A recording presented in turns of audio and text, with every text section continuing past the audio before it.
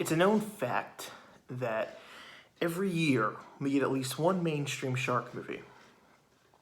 In 2016, it was The Shallows, which did a really good job at the box office, made it big. Then it was 47 Meters Down in 2017. Pretty good, not great, but pretty good. Then in 2019, it was 47 Meters Down Uncaged. 2020, because of the pandemic, didn't really have one. Though I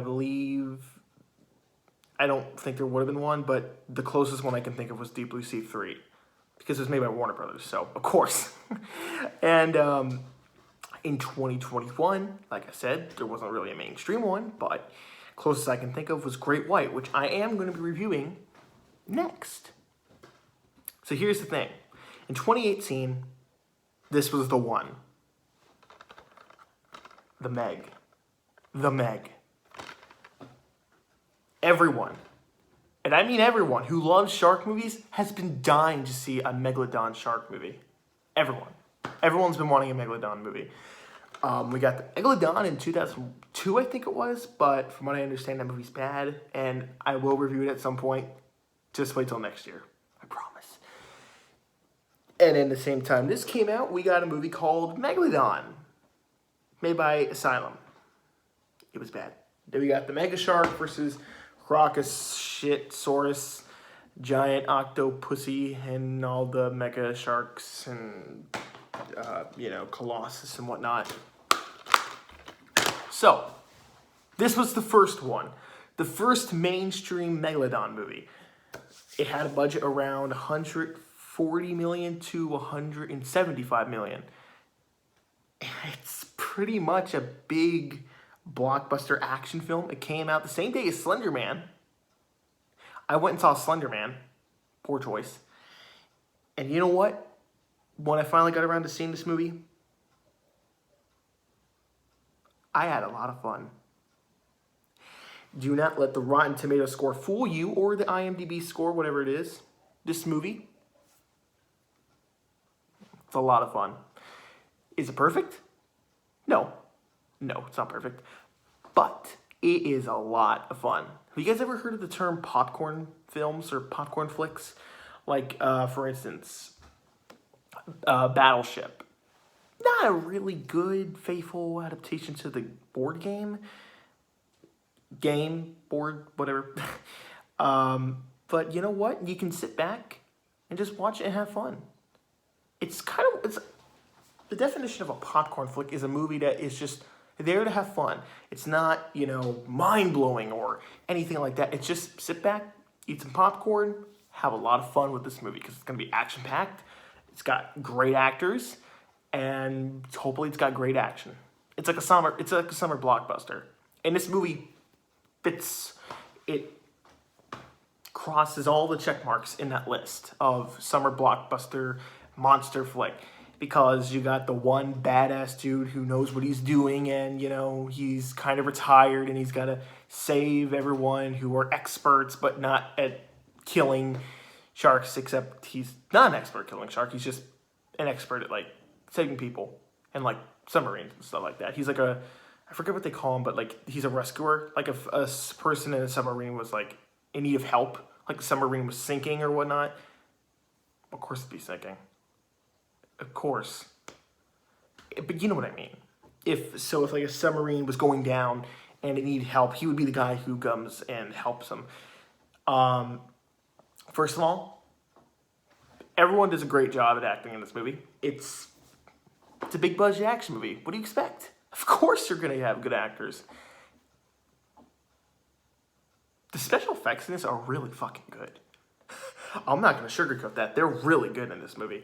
I think there's maybe one or two moments where it's okay, that's a little CGI, but it's not enough to distract from the movie, It's fine. This movie is action-packed, and the action is a lot of fun to watch. And I'm just going to say it. I don't know if anyone else finds this movie funny, but I found the jokes really funny in this movie. Sure, there are a few jokes that don't work, but most of the jokes land. I think you got the comic relief guy in the movie, and he is a lot of fun. He's a lot of fun. He's the dude from The Office. I forget his name. He's the dude with the glasses that everyone knows.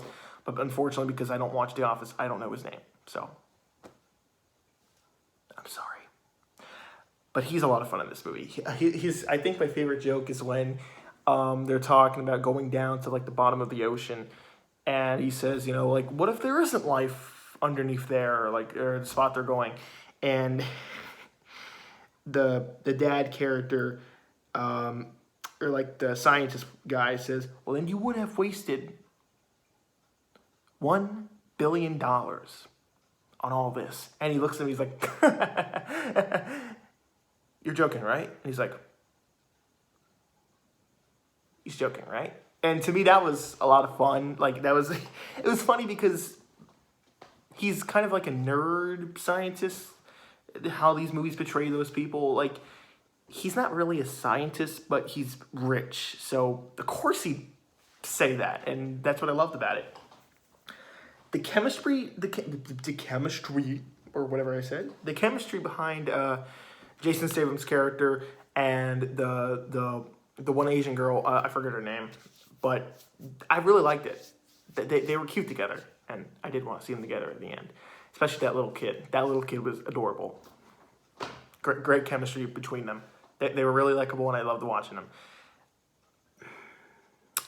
Here's the problems I do have with the movie. I think the movie's too short. I think it's...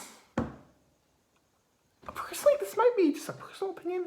I wanted to see more Megalodon. I know it's a big budget movie, so you gotta save the budget somehow. But, I don't know. I feel like we got a lot of the Megalodon eating the beachgoers and, attacking Jason Statham, as Jason Statham says, chew on this, you son of a bitch. And there's a Megalodon and all that stuff.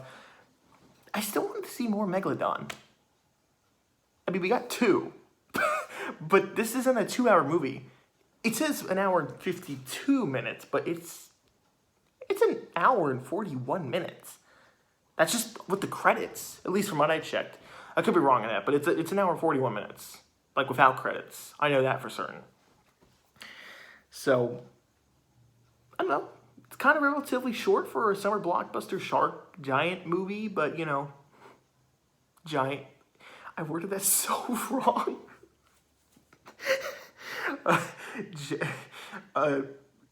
A movie giant shark, or whatever I said. But yeah, that's just a minor complaint that I have. It's not really like a complaint on the movie, but I would like to see more of the Megalodon. And I feel like the chemistry between the Asian girls, or like the Asian girl and her dad, it didn't really work because towards the end, or towards the middle part of the movie, something happens to one of the characters and they're trying to make it this big emotional moment, but because we didn't see them together, it didn't really work. It's not that I didn't like the characters. I love the characters in this movie, even the rich office douchebag, because he's kind of a douchebag. I still liked him because he was funny to watch, and he's not like a real douchebag until the very end, so it doesn't really bother me. But it just didn't really work in terms of the emotional level with the Asian girl and her dad, because they tried to make it too emotional and we didn't have time to be connected with them, so it didn't really work. We got more of the the Asian girl and Jason Statham's character connection, which is what I did want. But it would have been nice to see chemistry between the Asian girl and her dad too, or the Asian scientist. I don't really know. I don't know the name. I'm sorry. And I think another complaint I have is that this movie's cliche. That's it. That's really it. I mean, I can't really think of a complaint. Like I think this movie's main problem is that it's not groundbreaking or anything, but that's not the point of the movie. Actually, there is something I should mention.